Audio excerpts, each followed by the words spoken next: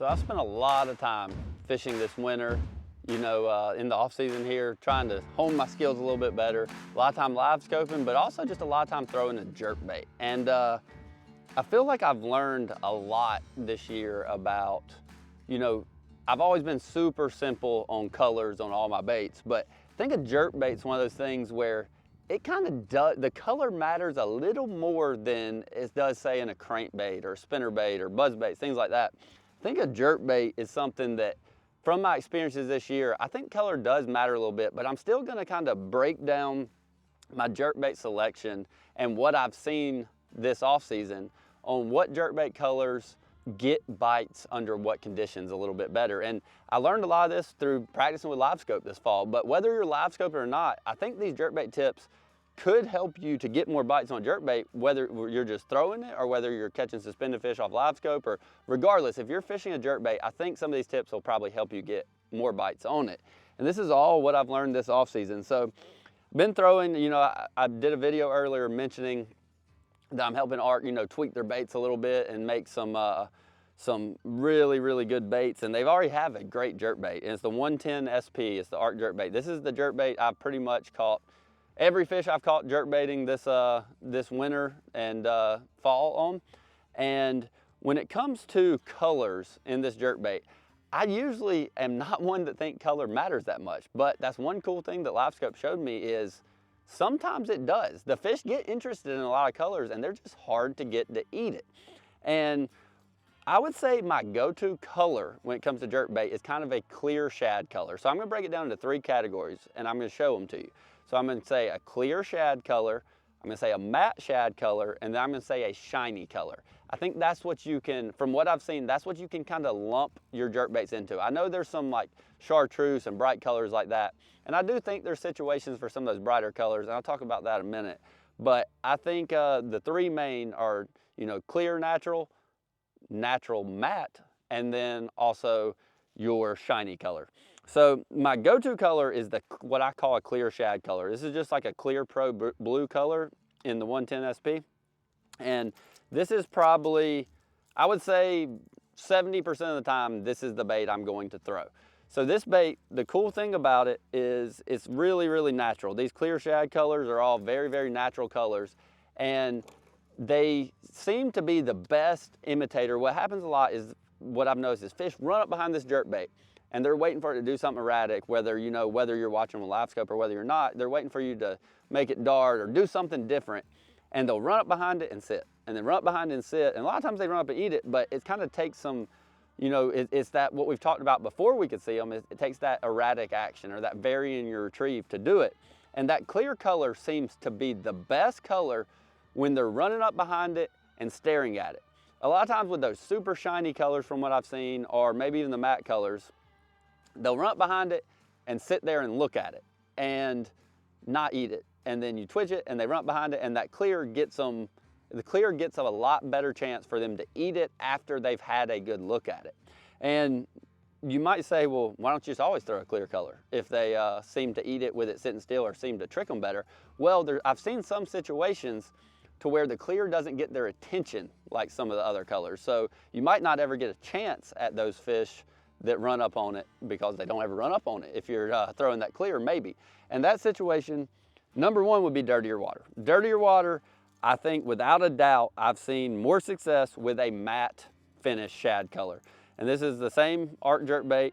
This one's got a bunch of teeth marks in it because I've been catching them good on it, but it's just a matte, like this is like a matte Tennessee shad looking color, but any of the matte colors from what I've seen are the best in dirty water or really low light situations. They seem to see it a lot better. You don't have to get that bait quite down to them. If you get close, they'll see it and run up to it. And in that dirty water, they still will run up and eat it with it sitting still a lot, and they get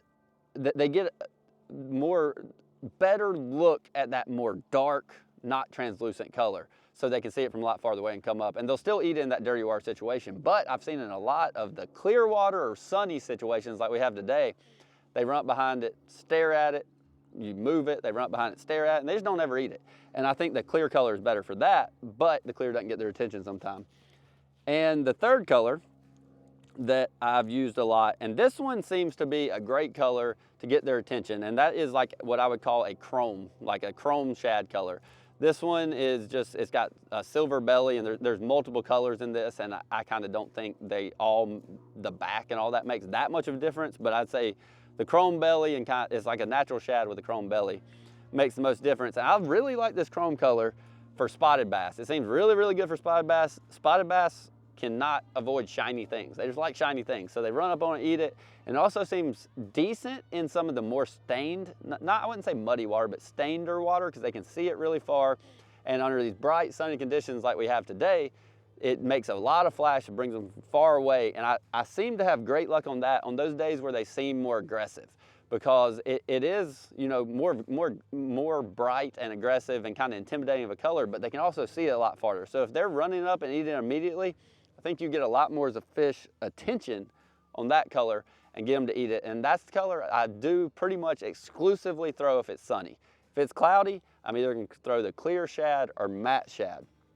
And this is just all stuff I've seen, you know, watching how fish react and catching fish all winter on a jerkbait. And when it comes to these suspended fish like cold water jerkbaiting tips, I'm always using lighter line. I'm using 12-pound fluorocarbon on my Century rod, and that just allows me to present it the most effectively, and it gets the bait down there best. And I have actually played with changing the hooks a lot.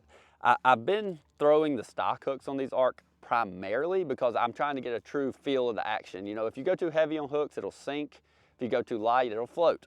And that's just the nature of jerkbait fishing in general. But I've been throwing stock hooks a lot, but I have been playing with the hooks and seeing you can get the bait a lot deeper, obviously, with bigger hooks, but it sinks slowly. And if the fish aren't eating the bait super quickly and you have a sinking bait, it just doesn't seem very good. If my bait gets down to the bottom and is not suspending action, they don't seem to bite it that well. So when it comes to changing hooks, the only time I would ever recommend putting too heavy hooks where it sinks a little bit is if you need to get it deeper to get it down to those fish, or if they're eating it very quickly. If you're having to trick these fish, talk them into biting, the bigger hook sometimes seems detrimental unless you have to use them to get it down there to those fish. But those are the three colors. And then I mentioned a chartreuse color that in addition to these, and I have one, it's like a skeleton bone chartreuse color. And I haven't caught as many on that color, but it is really, really good in past years. This is even pre-livescope. Spotted bass really, really like chartreuse colors, and smallmouth too. So if you want fish to see it from a really far away and they're super aggressive fish, chartreuse, belly, something like that can get you some bites from those spotted bass, but it's not something I use a ton on largemouths. I kind of like the clear, matte, or chrome color for largemouths and target them. So I've done a ton of jerkbaiting this off season, and that's some stuff I learned. And whether or not, if you're watching this video like, oh, it's just a front sonar video, well, it's not really, because seeing what they're doing to these jerkbaits on front sonar, I think has helped me be a better jerkbait fisherman in general. So it's definitely something I've learned a lot, and I want to share those tips with y'all. So y'all pick up your jerkbaits, try a few different colors, and see if you can get those fish to eat them a little bit better.